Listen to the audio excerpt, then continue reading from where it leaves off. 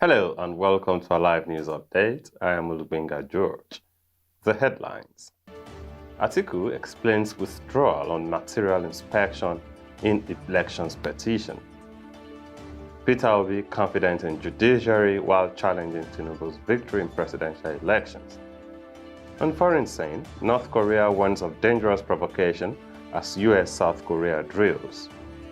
And in sports, Osimhen double helps Napoli seek Frankfurt's exit in European Championship. This is Alive TV.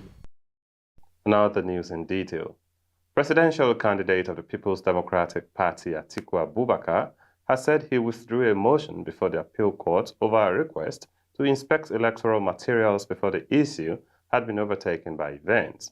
In a statement, Abubakar said that the Independent National Electoral Commission (INEC) had already granted him access to inspect the materials, hence his withdrawal from the motion.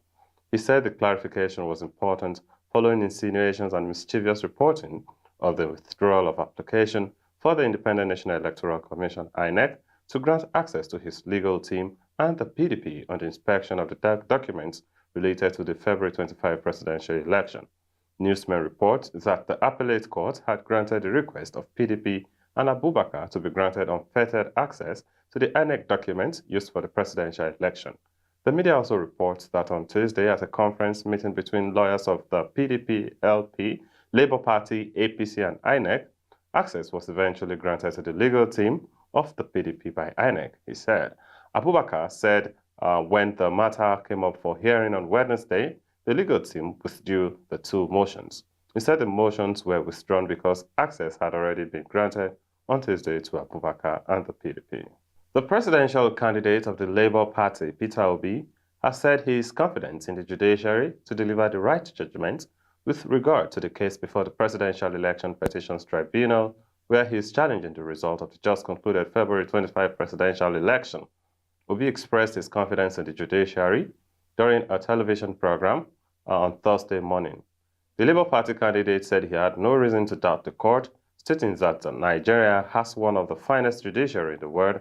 However, politicians are the people trying to corrupt the judiciary. Peter Obi, the Labour Party candidate in the just concluded 2020 presidential election, has described the poll as the worst in the history of Nigeria. Obi, while speaking on the same program, said the election was a great setback in the country's democratic process. The former governor of Anambra maintained that the election was the worst in the country's history because of the hope and huge expenditure invested in technology as supported by the Electoral Law 2022. And now to the foreign scene. North Korea's ambassador warned on Thursday that recent military drills by the United States and South Korea were a dangerous provocation that could lead to a crisis, adding that the countries appear to be preparing for a war of aggression. According to him, this is an extremely dangerous provocative military action that intentionally destroys the situation on the Korean Peninsula and the region. North Korea's ambassador to the United Nations in Geneva, Ante Song, told the conference on disarmament, adding that this could lead to a full, uncontrolled, and unpredictable crisis. He added that North Korea's recent drills were countermeasures in response to the US and South Korean actions. And now in sports, Victor Osimhen scored twice as Napoli cruised into the Champions League quarterfinals for the first time with a comfortable win over Eintracht Frankfurt. With Luciano Spalletti's side 2 goals up front the first leg, the Nigeria striker thumping header in first half stoppage time dispelled by lingering nerves at the Stadio Diego Armando Maradona. Osimhen doubled the Italians' lead on the night with a close-range finish from Giovanni Di Lorenzo's cross 8 minutes after the break, and having been brought down in the box, Piotr Zielinski converted penalty himself to make it 3-0.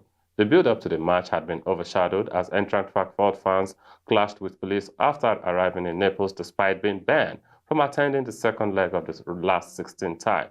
Once the game did start, it was visitors who had the first effort of note as Rafael Borrell headed off target in the 10th minute, but from there, Napoli took charge. And that's all on News Updates. Thanks for joining us. I'm Abubakar George.